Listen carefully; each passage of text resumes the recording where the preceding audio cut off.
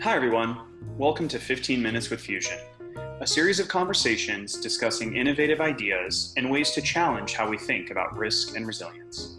I'm your host, Jonathan Hartman. Our inaugural guest is David Nolan, Fusion's founder and current strategic advisor, having been our chief executive officer until 2019.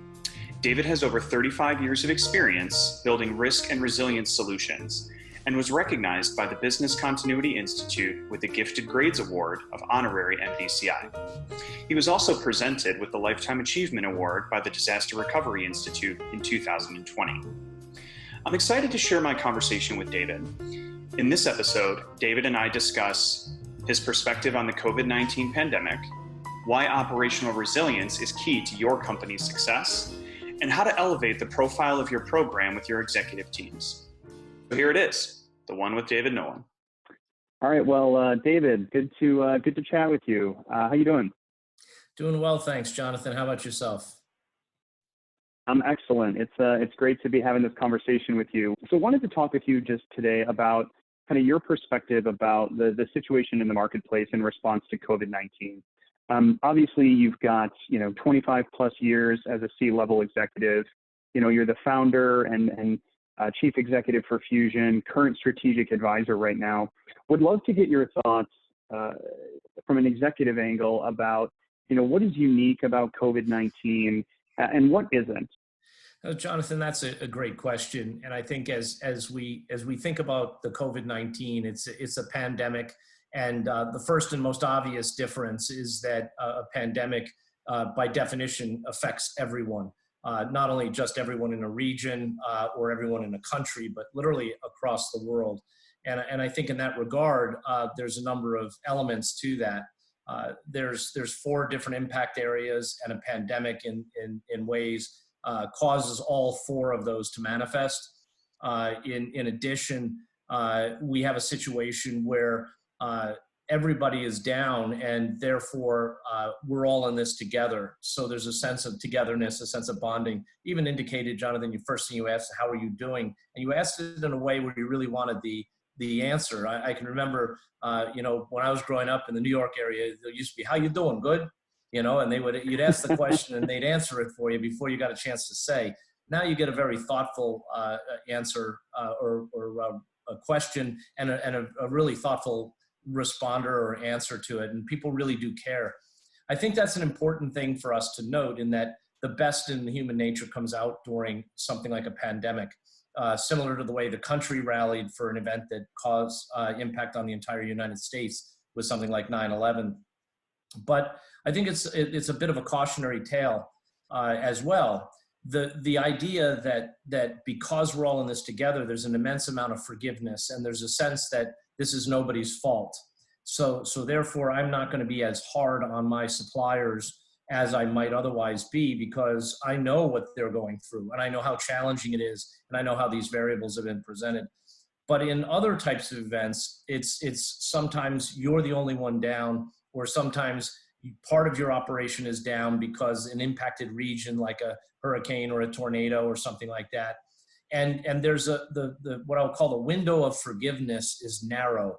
So there's a certain empathy that says, I'm sorry you had to go through that, but it's been 5 days now. Why the hell can't you deliver the services or products that I need from you? You should have anticipated this. So I think as we think about COVID-19, I think the breadth of it is probably the most obvious and significant. But correlating that on the other side of it is the depth and the isolation of being the only one down is something that can actually make an event even more compelling and dangerous when it comes to a company's long-term survival.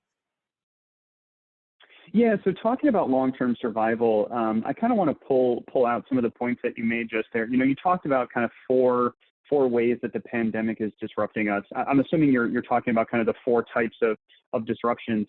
Can you just elaborate on that a little bit more and maybe indicate, how long-term COVID-19 is going to impact it from those four perspectives? Because you're right? That vendor disruption that's taken place for 5 days right now has been extended to 3 weeks, and people are finding alternative ways and really understanding how their supply chain is going to be impacted long term. But can you dig into that a little bit more, just to kind of clarify what you mean there? So Jonathan, I think it's really helpful when you think about operational risk and organizational resilience, that you think in terms of really 4 potential impact scenarios. If you think about the infinite myriad potential causes, you'll drive yourself crazy. But if you think in terms of the 4 impact scenarios, it becomes more manageable. And those 4 are a workplace, a workforce, technology, or a supply disruption. And so when you think about those 4 areas, you can have anything from an act of God, an act of terrorism, a pandemic that can trigger 1 or more of those. In the case of a pandemic, it started out as a workforce event because it was a health issue. But it very quickly surfaced as a supply chain event, and very quickly thereafter as a workplace event, and actually evolved quickly thereafter into a technology event as organizations and more broadly the internet struggled to handle the simultaneous movement of workers to work from home, and at the same time having so many people moving home who were furloughed and are now streaming and binge watching Netflix or gaming. And so the capacities of the infrastructures there were not built for what's happening. So when we think about the 4 types of impacts, those 4 are the easiest way to think about it, because you're going to respond to workforce, or you're going to respond to workplace, or whatever. The strategies and the options available to you are relatively narrow as well. So you kind of can create this matrix of what are the potential impacts and then what are the potential responses. And it simplifies what is otherwise very complex. I think in terms of long-term implications, I think the shift is going to be in the shift from planning, where people try to have an all hazards plan and plan for this or plan for that. I think there's really what's surfaced here is the requirement for preparation, right? And I think that's incredibly important, that we are prepared for anything and we're prepared for everything. And that really introduces a concept I'll call agile resilience. And agile resilience is something that essentially enables and empowers an organization to really make well-informed, high-quality decisions at time of crisis based on a significant data set and a significant set of experiences around that data, so that although it might not be exactly what has happened before, maybe not even exactly what they thought might happen, there are similarities sufficient to inform a better framework for decision making. So you've got a lot of experience as a C-level executive. What are some of the questions that you would be asking in that role? And obviously you've got a unique context because you come with a background in risk and resilience. What are some of the things that you would be asking for that I'm assuming many of our listeners and their executives are concerned about right now with this sort of, four dominoes at the same time, all hitting? So my experience both as a C-level executive in significant organizations and founder here at Fusion and CEO for 14 years, the one thing I will tell you, I've never met a C-level executive who was really comfortable being out of control, right? I've never met a C-level executive who didn't want more data to help them make good decisions or better decisions than they might otherwise be.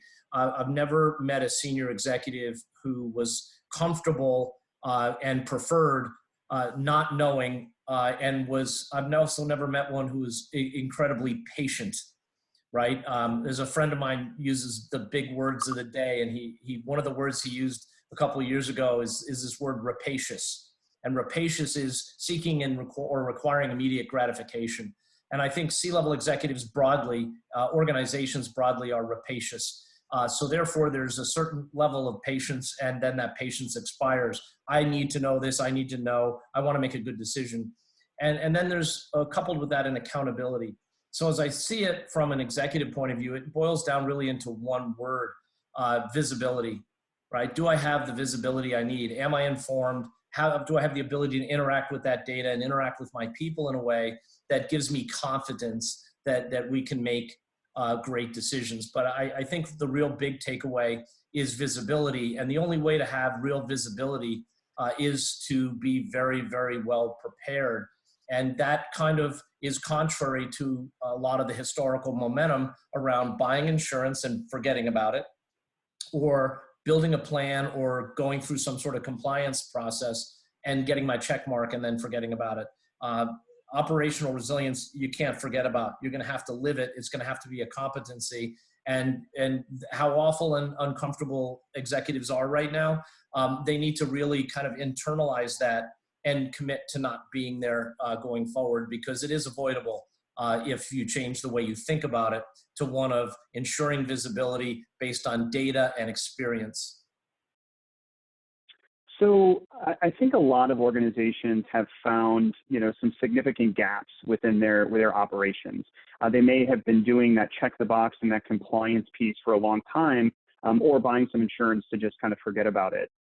What's the best way for organizations that are just now realizing the importance of operational resilience to actually get started? Let's say they've gotten that visibility at the executive level, and there's board level initiatives coming down saying, hey, we need to make this a priority. What's the best way for someone who isn't familiar to get started? Where should they start?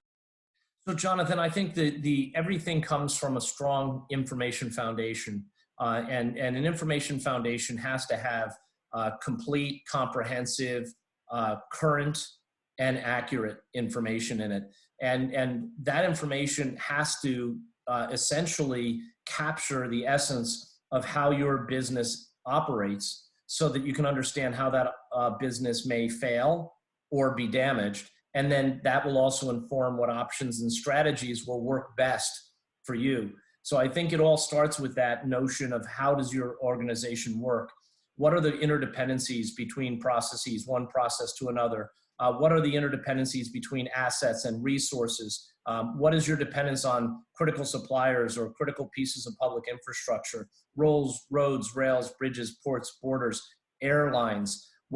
How dependent are you, and what are your workarounds for any one or all of those kinds of scenarios?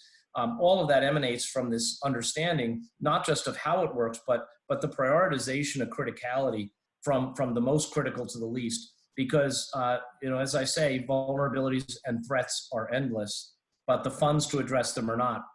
And too often, risk management in companies is done based on something that is very obvious, so that everybody can see it, or realistically, maybe very concerning.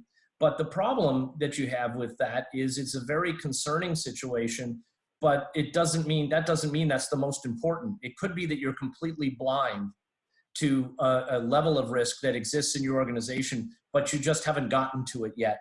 And so one of the big mistakes they can make is be like the 6-year-old soccer team and chase the ball around the field, and deal with things as they come to them, because it's entirely possible. In fact, it's going to happen that there will be a set of risks that are concerning, that are scary, that you're simply going to have to accept in favor of more compelling risks that you will have to address. And what you don't want to do is spend your limited funds addressing things because somebody emotionally got attached to it, or because Chicken Little ran around saying the sky is falling, and that left you without enough resource and investment to really address the things that could materially impact you in the long run. So I think that it all comes down to the data foundation. And while I have that topic, the data needs to be challenged and contested with regularity. It needs to be updated with regularity. And the best way to do that is through exercises and simulations, which can bring people into a room, and the realization will happen that, wow, that information isn't good enough, or I wish I knew this, this, and this. I would have been able to make better decisions given that situation that you were prepped with. Those things are things that many organizations who do plan, they get a plan and that's the end of it. But what we really need to do now is we need to create a template or a foundation for preparation. And then we need to challenge those who are going to have to lead with their ability to lead with that level of information and continuously improve based on how we do. So there's a process and a competency around managing it. And I think that's the most important thing coming out of this. You will never do the best you can if you're scrambling to figure out what's going on when a crisis hits. You must be prepared. Right now we have that window of everyone's going through this. So we're a little bit more lenient, right? We're giving people a little bit more time and space because it is such an unprecedented situation. But if it were just our organization, if it was just our operations that were disrupted, we wouldn't have that same understanding. And so it kind of goes back to, you need to look at this in the context of the pandemic, but this will end, people will forget, and that window of tolerance is going to go down when we come out of this on the other end. So taking advantage of it now is super important. Yeah, Jonathan, I think just to kind of capitalize that, and I'll wrap up in the process. I think when the best way for an executive to really empathize and really understand this is most executives think in their organization and down through that which they can control. So they'll say, well, I'm not going to let myself get caught with a supplier who could be disrupted by this. I'm not going to have those kinds of single points of failure within my own business operation. What executives too often miss is that their customers are doing the same thing, right? And so the best way to think about this is the same emotions that I have towards my own operations and towards my supply chain. If I look in the mirror, could I pass that level of scrutiny? Would I be trustworthy under the same lens I'm using to determine whether those with whom I'm doing business are trustworthy?